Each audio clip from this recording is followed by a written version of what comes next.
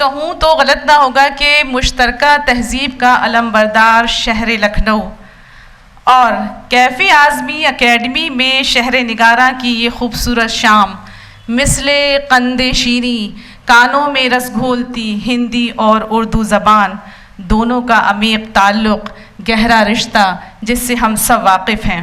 کسی شاعر نے کیا خوب کہا ہے، ایک بہار بے خزاں شام اودھ ہے آج بھی، ایک بہار بے خزاں شام اودھ ہے آج بھی، جنت ہندوستاں شام اودھ ہے آج بھی، خون کا رشتہ ہے شیخ و برہمن کے درمیاں، خون کا رشتہ ہے شیخ و برہمن کے درمیاں، ایسی بزم دوستاں شام اودھ ہے آج بھی۔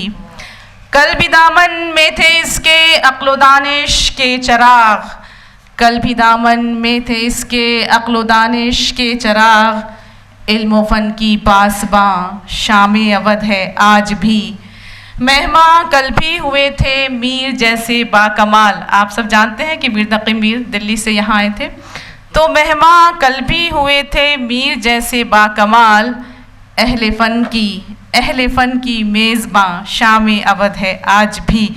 یہ ہے کیفی اعظمی کا مقصد، یہ ہے ہمارا لکھنؤ۔ تو اسی سلسلے کو بڑھاتے ہوئے اب ہم پروگرام کو آگے بڑھاتے ہیں، اور میں علی گڑھ مسلم یونیورسٹی اور علی گڑھ شہر سے تشریف لائے اپنے استاد محترم پروفیسر صغیر افراہیم صاحب سے گزارش کرتی ہوں کہ وہ یہاں تشریف لائیں۔ پریم چند پر آپ اتھارٹی ہیں۔ میں خود آپ کی کتاب پریم چند ایک نقیب جب 12th میں آئی تھی اس وقت پڑھی تھی، تو جب سے جو پریم چند کو سمجھا ہے آج تک نقش ہو گیا ہے۔ عالمی شہرت یافتہ فکشن ناقد، افسانہ نگار، سابق صدر شعبہ اردو علی گڑھ مسلم یونیورسٹی، اور بہت سی کتابوں کے مصنف، 22 سے زیادہ۔ فی الحال رسالہ سیما کی اشاعت میں دن رات مصروف۔ ساری زندگی اگر کہیں تو سیما صاحبہ اور پروفیسر صغیر صاحب نے اپنی زندگی ادب اور زبان کے نام کر دی۔ فی الحال سیما صاحبہ کے اچانک انتقال نے ہم سب کو صدمے سے دوچار کیا، لیکن صغیر سر آج بھی ان کے حوصلے کو سلام ہے کہ آج بھی وہ رسالے سیما کے ذریعے سے اور اپنی تخلیقات کے ذریعے سے زبان و ادب کی خدمات انجام دے رہے ہیں۔ اور جب ہم ان کی کلاس میں بیٹھتے تھے صرف ایک مصرے سے، بہت گہرا تعلق ہوتا ہے استاد اور شاگرد کا، تو ہم سب یہی کہتے تھے کہ سر کی تقریر ہم سب کے لیے مشعل راہ ہے، اور سر کے لیے ہم کہہ سکتے ہیں نطق کو سوناز ہیں، نطق کو سوناز ہیں تیرے لبے گفتار پر۔ پروفیسر صغیر افراہیم صاحب۔ بہت بہت شکریہ ریشما صاحبہ۔ حکم ہے تو ضرور حاضر ہوں گے، اجازت ہو۔ پانی پانی تو پانی پانی کر گئی، جیسے ہی شتابدی سے اترے، واہ کیا بات تھی۔ محترمہ سبیہ انور صاحبہ، جناب سعید مہندی صاحب، ریشما پروین صاحبہ، مہمانان ذی وقار اور دانشوران محفل، 2 سال قبل 24 جولائی 2022 کو پریم چند کی یاد میں اسی جگہ ہم سب اکٹھا ہوئے تھے۔ میری گفتگو محترم المقام پروفیسر شارب ردولوی صاحب نے بہت پسند کی تھی۔ بعد میں حسب روایت انہوں نے مجھے کئی مشورے دیے اور حکم کیا کہ پریم چند کو ان پہلوؤں سے بھی دیکھیے۔ آپ نے بہت سے پہلو ابھی گنا دیے ہیں، مضمون میں نے آپ کے لیے الگ رکھ لیا ہے۔ مثلاً بیشتر دانشوران ادب اور مفکرین نے اسے تسلیم کیا ہے کہ پریم چند کا ذہن ارتقا پذیر تھا۔ وہ حال اور ماضی کے اکثر رجحانات اور تقاضوں سے باخبر تھے۔ ان کا فن حالات کے ساتھ ترقی کر رہا تھا۔ ان کے خیالات رونما ہونے والے واقعات کی رفتار کا ساتھ دے رہے تھے۔ وہ عوام کی روح میں اتر کر ان کے لرزتے دھندلے اور سہمے خوابوں کو دیکھ سکتے تھے۔ کسانوں، مزدوروں اور عورتوں کو استحصالی نظام کے مایا جال سے نکال کر ایک بہتر اور پرسکون زندگی کا تحفہ دینا چاہتے تھے، اور اپنے اس مطمع نگاہ کے تحت وہ بڑی حد تک کامیاب بھی ہوئے۔ اس وسیع النظری اور ہشت پہل ادبی کاوش کو سمجھنے کے لیے ہمیں ان کے فکشن کے علاوہ نان فکشن کا بھی یکسوئی اور دل جمعی سے مسلسل مطالعہ کرنا ہوگا، کیونکہ خواب کی تعبیر اور پھر تعمیر میں یہ بے حد معاون رہے ہیں۔ جہاں تک اردو ادب کی بات ہے، تحقیقی و تنقیدی مقالات میں عموماً اس پر زور دیا گیا ہے کہ پریم چند کی کہانیوں، ناولوں اور ڈراموں میں ان کے عہد تک کے ہندوستان کی معاشی، سیاسی، طبقاتی اور عوامی کشمکش کا بڑا واضح اور تابناک نقشہ ملتا ہے۔ بڑی حد تک یہ بات درست ہے کہ انہوں نے قصے کہانیوں کو محلوں سے نکال کر چوپال تک پہنچایا۔ ابھی آپ نے ذکر کیا، اور آج پریم چند اگر ایک بزنس مین کے بیٹے کی شادی دیکھتے تو شاید سب کچھ چھوڑ کے اس پر لکھ دیتے، راجاؤں مہاراجاؤں کو تو چھوڑ دیجیے، اور شہزادوں کی جگہ عام انسانوں کو مرکزیت عطا کی، لیکن ان کے سوانحی اور تنقیدی مضامین، انشائیے، تبصرے، کالم، اداریے، ترجمے اور خطوط بھی محنت، لگن، اتحاد، یگانگت، رحم دلی اور وسعت قلبی کی تلقین کرتے ہیں۔ ہندی اردو میں اہم شخصیات پر 27 مضامین ہیں۔ یہ زمانہ، آواز خلق اردو معلّہ میں موجود ہیں، سب کی ڈیٹ بھی موجود ہے۔ جیسے انہوں نے ان کے ہاں اکبر اعظم ہیں تو رانا پرتاپ بھی، کالی داس ہیں تو شیخ سعدی بھی، شرر و شرشار ہیں تو بہاری اور بھارتیندو بھی۔ شخصیات کے علاوہ 28 تنقیدی مضامین ہیں۔ یہ معروف ادیبوں کے فن پاروں، ناول کا فن، ناول کا موضوع، مختصر افسانے کا فن، انشائیے اور صحافت کا فن پر ہے۔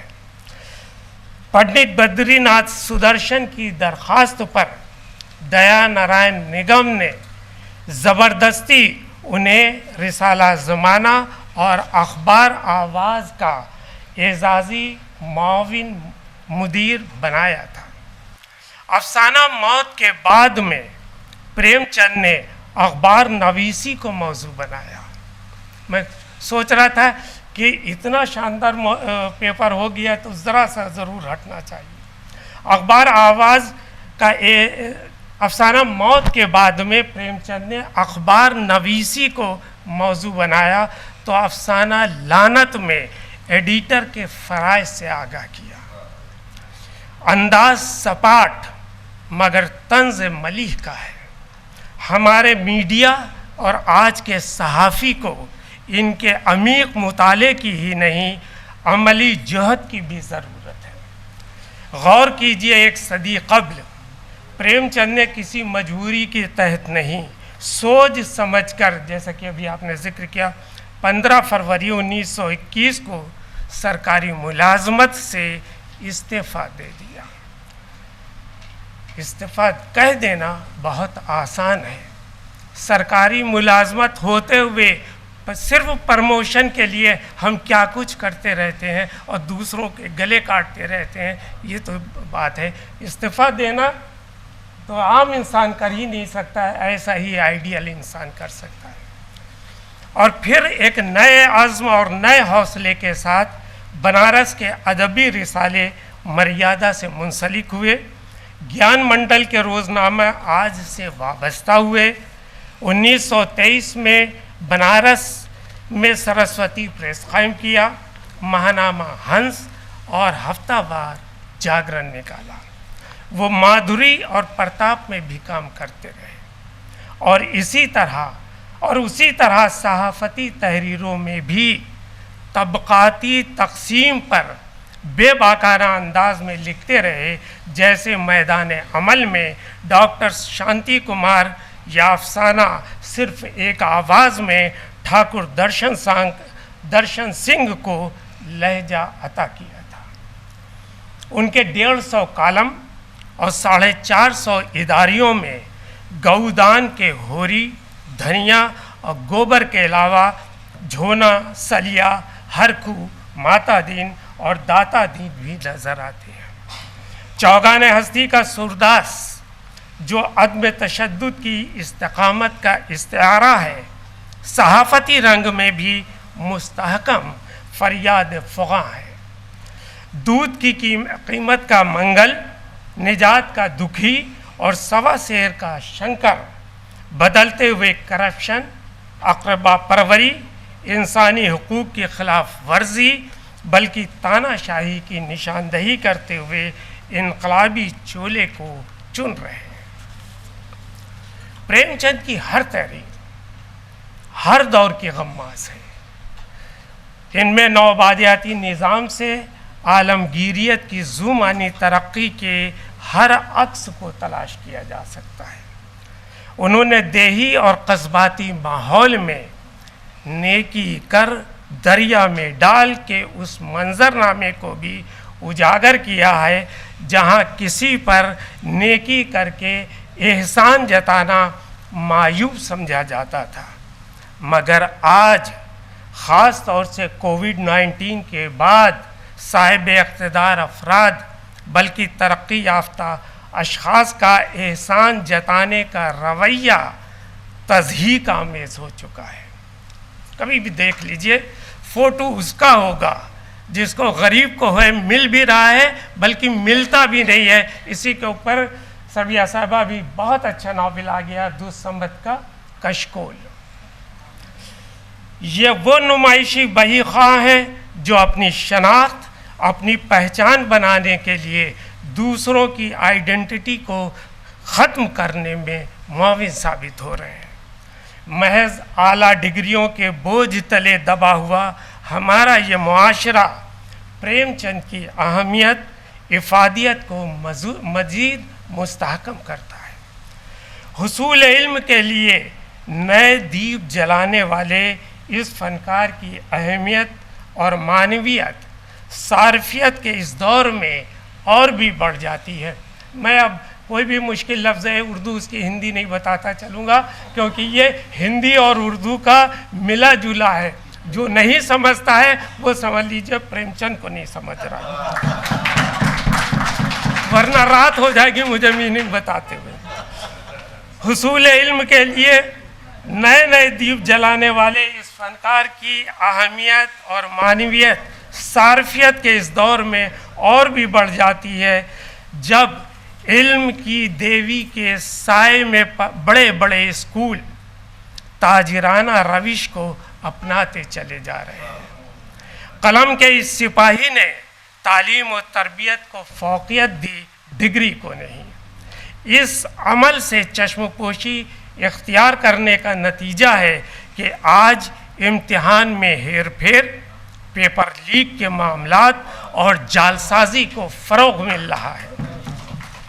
شاید اس کا ایک سبب یہ بھی ہے کہ پریم چند کا عہد قانون کے رکھوالوں، زبان شناسوں کا تھا، آج زبان درازوں کا ہے.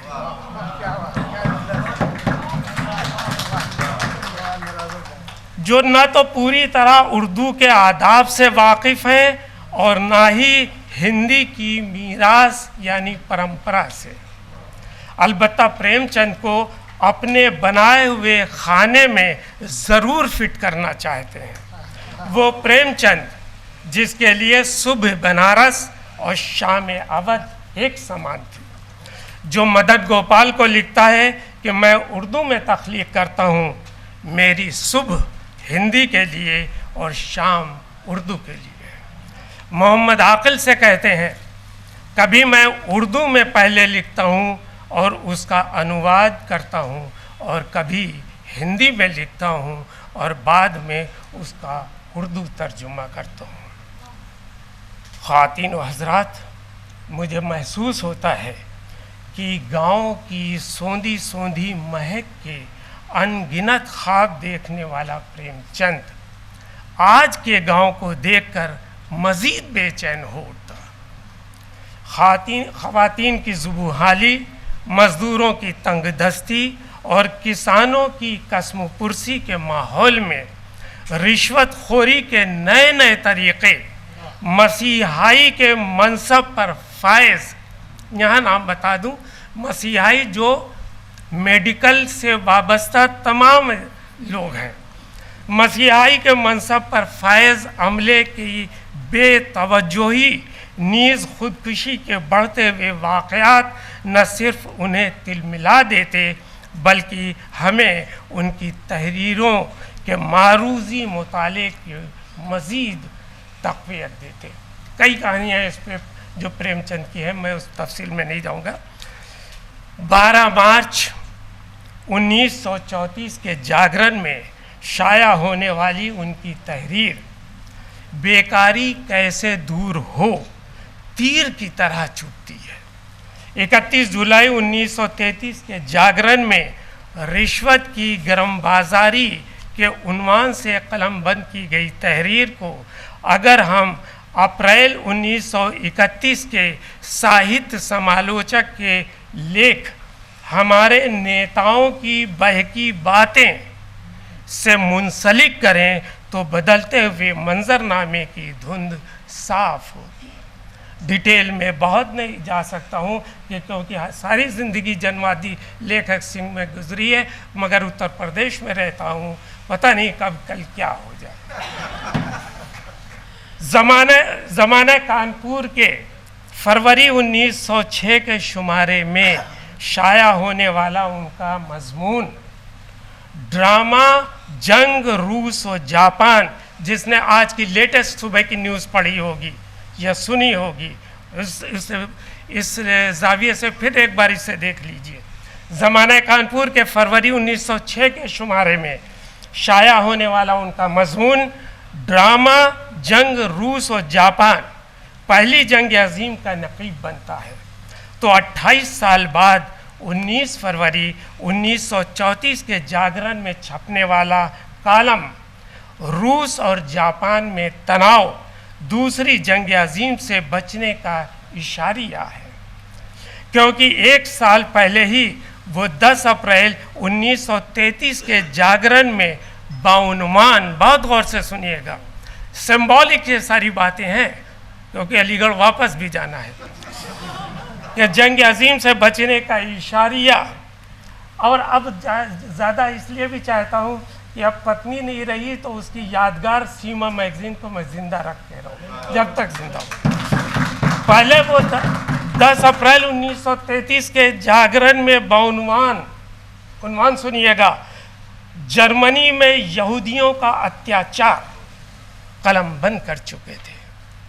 آج روس و یوکرین، فلسطین و اسرائیل کے مابین امریکہ کا رویہ ہر حساس شخص کو سوچنے سمجھنے کی دعوت دیتا ہے، خاص طور سے ہمارے صحافیوں کو۔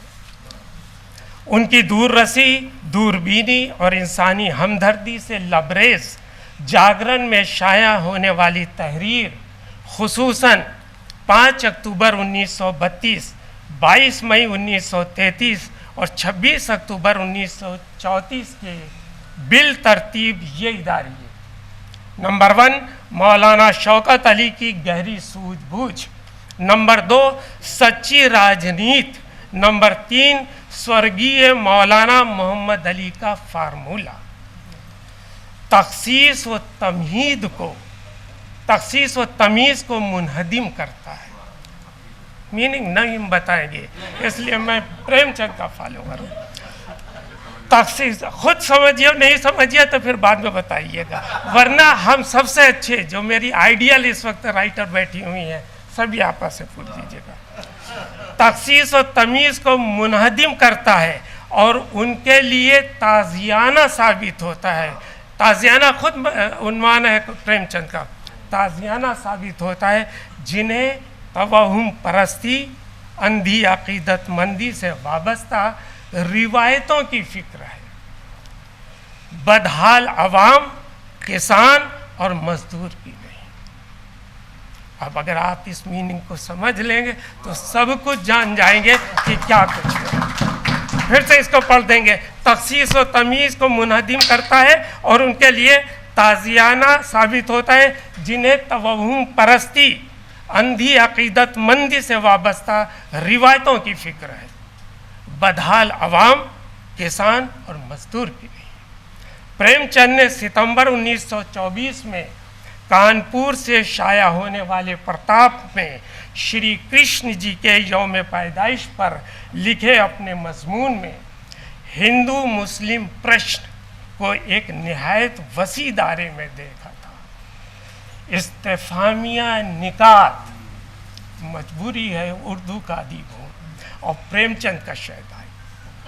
اردو اور پریم چند کو جب بھی آپ الگ کریں گے میں نہیں مانوں گا. ہندو مسلم پرشن کو ایک نہایت وسیع دائرے میں دیکھا تھا. استفہامیہ نکات کے اسباب و علل بتائے تھے، مگر ہمارے پاس اتنی فرصت کہاں کہ اس نسخے کو ہم اپنی عملی زندگی کا حصہ بنا سکیں.